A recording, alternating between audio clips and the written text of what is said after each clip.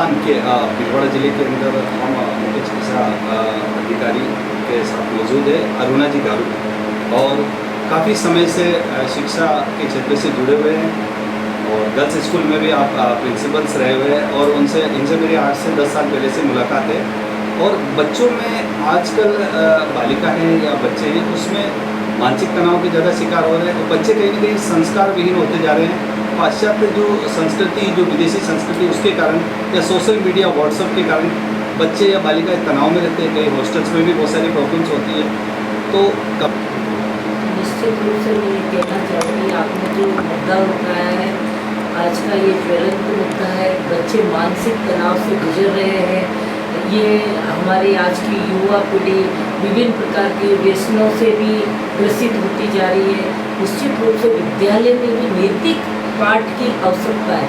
हमेशा वैसे नैतिक पतन हमारा बच्चों का गिरता जा रहा है। इसके लिए मैं चाहूँगी कि प्रतिदिन प्रार्थना सभा में नैतिक शिक्षा से संबंधित प्रतिदिन स्पीच दी जाए। बच्चों को इस प्रकार की गतिविधि में इन्वॉल्व नहीं हो, इसके मतलब वो बताया जाए, हानिकारक प्रभाव बताया जाए, ताकि हमारा बच्चा किसी भी प्रकार से इन गतिविधियों में लिप्त नहीं हो। आजकल लड़के और लड़कियों में कोई अंतर नहीं रहा है। जिस प्रकार से हमारी युवा पीढ़ी भटकती जा रही है, कहीं ना कहीं मैं ये समझती हूँ कि इसमें मीडिया का, ये जो प्रिंट मीडिया है और ये सोशल मीडिया है, इसका बहुत बड़ा रोल है। तो अभिभावकों से भी मैं ये कहना चाहूँगी, आग्रह रहेगा मेरा कि भाई आप बच्चों पे पूर्ण रूप से वाच रखें, अधिक से अधिक संख्या में उन्हें बच्चों को सोशल मीडिया से दूर रखें। सोशल मीडिया ऐसा प्लेटफॉर्म है जहाँ इसके फ़ायदे भी हैं तो नुकसान भी है, लेकिन बच्चे छोटी अवस्था में होते हैं, मतलब नुकसान की तरफ उनका ध्यान जाता रहता है, फ़ायदे की ओर नहीं रहता है। तो हमारे शिक्षकों का भी यही दायित्व बनना होना चाहिए कि वे बच्चों को इस प्रकार की सोशल मीडिया से कैसे दूर रहे, सोशल मीडिया हमारे लिए किस प्रकार से फ़ायदेमंद है, इस बारे में जानकारी देते हैं। प्रदेशवासियों को, हमारे शिक्षा विभाग के समस्त परिवारों को और देशवासियों को सावन माह पर आप सभी को हार्दिक शुभकामनाएं प्रेषित करती हूँ। भगवान भोलेनाथ हमेशा आप सब पर, हम सब पर कृपा बनाए रखें। इन्हीं शुभकामनाओं के साथ न्यूज़ 24 को मैं तहे दिल से धन्यवाद ज्ञापित करती हूँ।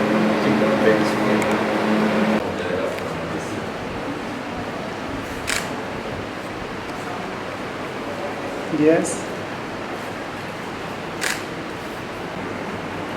राजस्थान के भीलवाड़ा सिटी के अंदर हम एमएलयू कॉलेज में मौजूद है, और यहाँ पर हम वाइस प्रिंसिपल महोदय के पास है, और यहाँ पर गणमान्य सभी वरिष्ठ टीचर यहाँ पर मौजूद है। और आज का जो समय है, जो बच्चों के अंदर संस्कार से लगाकर कम्युनिकेशन गैप चल रहा है, बच्चे अराजकता की ओर ज़्यादातर बढ़ते हैं। कॉलेज के बच्चे हो, चाहे वो किसी बोर्डिंग्स में पढ़ते हो, कहीं पर भी, तो उनके साथ माता पिता के साथ कॉम्बिनेशन भी नहीं बन पाता। कहीं हॉस्टल में बच्चे पढ़ते हैं, मानसिक तनाव का शिकार होते हैं, कुछ गलत चीज़ का विचार है। यस सर, ठीक सर। धन्यवाद वैष्णव। देखिए, जो विषय आप लोगों ने अभी रखे हैं भूमिका की दृष्टि से, सबसे पहले जो समाज में आज हम स्थिति देख रहे हैं, विशेष रूप से बच्चों की, जो पढ़ने वाले बच्चे हैं, चाहे वो कंपटीशन की तैयारी कर रहे हैं या चाहे पढ़ाई कर रहे हैं, और इवन अब तो स्कूल के बच्चे भी, आप देखिएगा कि भारतीय जो आपका गृह मंत्रालय है, उसका जो डाटा है, लगभग 2500 बच्चे हर साल 12वीं का जिस दिन रिजल्ट आता है उस दिन आत्महत्या करते हैं।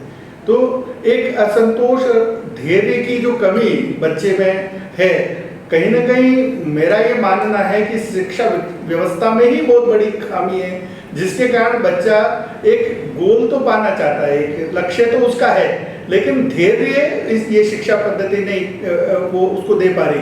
भैया जैसे बता रहे थे कि गुरुकुल में बच्चा पढ़ता है, तो गुरुकुल में आप लोग, हमने सबने देखा है कि राजा से लेकर रंक तक का सबका बच्चा पढ़ता था। अहम उसका इतना कम कर दिया जाता था कि सुबह शाम के अपने भोजन की व्यवस्था भी वो भिक्षा से ही करता था, और जो कुछ करना है, जो कुछ अनुशासन सीखना है देश समाज को लेकर, वो अपने गुरु के यहाँ रहकर सीखता था। और उसमें माँ बाप इस बात के लिए गर्व महसूस करते थे कि फलाने गुरु के यहाँ मेरा बच्चा पढ़ता है। अब आज स्थिति ये हो गई है कि हर माँ बाप को बच्चा तो डॉक्टर चाहिए और बच्चा इंजीनियर चाहिए। अब उस बच्चे की काबिलियत कैसी है, उस बच्चे की रुचि कैसी है, अब इस पर किसी का ध्यान नहीं जाता है। और वो बच्चे से जबरदस्ती वो अपना लक्ष्य, माँ बाप अपना लक्ष्य उस बच्चे से पूरा कराना चाहते हैं। ऐसी स्थिति में जो विरोधाभास होता है बच्चे और माँ बाप के बीच का जो अंतर है, उसका को कहीं ना कहीं वो युवा जो है परिपक्व मस्तिष्क का है, वो उसको ये सारी चीजें भुगतनी पड़ती है। कभी कभी हम देखते हैं, हमारे आसपास भी देखते हैं, कई बच्चे ऐसे हैं जो समय से पहले अपने आप को फांसी लगा लेंगे या मौत के घाट उतार लेंगे। तो निश्चित रूप से हमारी पीढ़ी, जो आने वाली पीढ़ी है, वो मानसिक रूप से सक्षम हो, ये बहुत जरूरी है। उसके लिए हम माँ बाप एक ताकत की तरह उनके पीछे खड़े रहें, लेकिन ऐसा नहीं कि आप अपने लक्ष्यों की पूर्ति अपने बच्चों से करवाना चाह रहे हैं। इस चक्कर में बच्चा दिग्भ्रमित होकर या अपनी बात को कह नहीं पाने के कारण से या अपने लक्ष्य को पूरा नहीं कर पाने के कारण से वो बेचारा कहीं ना कहीं आत्महत्या की ओर अग्रसर होता है। ये असंतोष हमारे जितने कोचिंग सेंटर्स हैं, जैसे कोटा है, जयपुर है, सीकर है, वहाँ के बच्चों को जब आप देखेंगे और उनकी मन जब आप पढ़ने की कोशिश करेंगे तो ऐसा लगता है कि जैसे एक अंधी दौड़ में चले जा रहे हैं। उनको ये पता ही नहीं मुझे क्या करना है। और ऐसी स्थिति में जब वो लक्ष्य की प्राप्ति नहीं कर पाते हैं, क्योंकि उनको जो सपना दिखाया जाता समाज, परिवार, माता पिता सबके द्वारा, लेकिन जब वो सपना, क्योंकि सिलेक्शन तो निश्चित अंकों के साथ ही होना है और निश्चित मात्रा में होना, हर आदमी तो डॉक्टर बनने से रहा।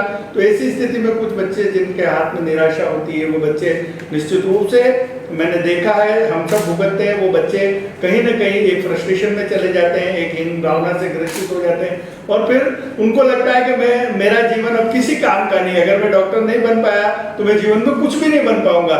ऐसी स्थिति में वो बेचारे अपने आप को जैसे इस तरह का कर लेते हैं, या तो बिल्कुल हथियार डाल देते हैं और या फिर बिल्कुल पलायन कर जाएंगे, जो ठीक नहीं है। क्योंकि समाज में हर व्यक्ति उपयोगी है। ऐसा नहीं कह सकते अपन कि जिस बच्चा डॉक्टर नहीं बना तो दूसरे सारे फील्ड उसके लिए बंद हो गए। तो वो वहां रहकर भी कुछ करे, वहां भी वो नंबर 1 हो सकता है। ये जरूरी नहीं, कोई बहुत अच्छा डांसर हो सकता है, बांसुरी बजा सकता है, तो बहुत अच्छा चित्रकार हो सकता है, और कोई काम कर सकता है, बहुत अच्छा व्यवसाय चला सकता है, जरूरी नहीं डॉक्टर बने। तो ऐसे में हम सबको, मैं तो ये मानता हूं कि सारे समाज की जिम्मेदारी की इस होड़ से सब बचे और अपने आने वाली पीढ़ी को भी बचाएं, ये मेरा मानना है। एक चीज़ मैं कहना चाह रहा हूँ कि जैसे पहले बच्चे क्या है कि एक तो संयुक्त परिवार में रहते थे, अभी के बच्चे माता पिता के साथ अलग रहते, मम्मी पापा जॉब भी करते, तो संयुक्त परिवार में रहने की, जिसमें दादा दादी सब रहते थे, तो कहीं वो भी चीज़ भी हो रही है उसके लिए। देखिए, संयुक्त परिवार अपने आप में एक संस्था है जहाँ बड़े से लेकर छोटा सबकी चिंता, सामूहिकता का भाव। आज जिस तरह से न्यूक्लियरिटी बढ़ी है, जिस तरह से छोटापन आया है परिवार में, तो जिम्मेदारी का भाव नहीं है, संरक्षण का अभाव है। दूसरा, माँ बाप भी एक अंधी दौड़ में लगे हुए हैं, उनको भी संसाधनों की चिंता ज्यादा है बजाय आने वाली पीढ़ी के भविष्य की चिंता के बजाय। वो बच्चों को सीधा सीधा ये कहते हैं, कभी कभी सुनते हैं अपन तो बहुत ताज्जुब होता है कि हम आपको संसाधन अवेलेबल करा सकते हैं, पढ़ना तो आपको है, लेकिन अब पढ़े कहाँ से वो जो काम उसके बूते का नहीं है, वो काम आप उनसे करवाना चाह रहे हैं। तो ऐसे में बड़े बुजुर्ग जो हुआ करते थे वो एक संरक्षण का काम करते थे, क्योंकि आज मम्मी पापा पेरेंट्स दोनों नौकरी करने जाते, तो पीछे उनकी देखभाल कौन करे, और वो पीछे क्या कर रहे हैं और क्या परिवार के हित में कर रहे हैं या स्वयं के हित में कर रहे हैं, ऐसा देखरेख करने वाला कोई नहीं है। तो ऐसी स्थिति में निश्चित रूप से यही होता है कि बच्चा अगर भटक गया तो उसको राह पर लाने वाला कोई नहीं। माँ बाप देर रात मेट्रोज में अगर जब आप देखेंगे तो रात को 9-10 बजे तक आते हैं, तब तक बच्चे सो जाते हैं, उनको माँ बाप फिर सुबह चले जाते हैं, तब तक वो सो के नहीं उठते हैं। तो एक जो संस्कार का वातावरण है जो बच्चे को किसी न किसी रूप में अपराधी प्रवृत्ति या अनैतिक रास्ते पे जाने से रोकता है, वो बुजुर्गों के कारण से बड़ा जबरदस्त नुकसान हुआ है सारी पीढ़ी को। अब तो मैं खुद भी, जैसे हमारे पिताजी की देर जल्दी हो गई, तो मैं ये मानता हूँ कि उनका रहना बहुत जरूरी था, क्योंकि हम दोनों पति पत्नी नौकरी करते, जो एक संस्कार सनातन रूप से एक पीढ़ी से दूसरी पीढ़ी में जाना चाहिए, वो संस्कार शायद दादा दादी ज़्यादा बेहतर तरीके से दे सकते थे, उनका मेरे बच्चों में अभाव रहा। ये बात ठीक है कि पारिवारिक माहौल इस तरह का है कि बच्चों को ये नुकसान हमने नहीं होने दिया, हमने पूरा इस तरह का इन्वेस्टमेंट किया। तो आज धर्म में भी रुचि है, किताबों में भी रुचि है, त्योहारों में भी बच्चों की रुचि है और माँ बाप की चिंता। सर पूरा परिचय सर। जी, मैं डॉक्टर संतोष आनंद, यहाँ भूगोल में आचार्य हूँ, प्रोफेसर हूँ, और अपना जो सामाजिक क्षेत्र है उसमें बहुत जगह काम करते हैं। Yes sir.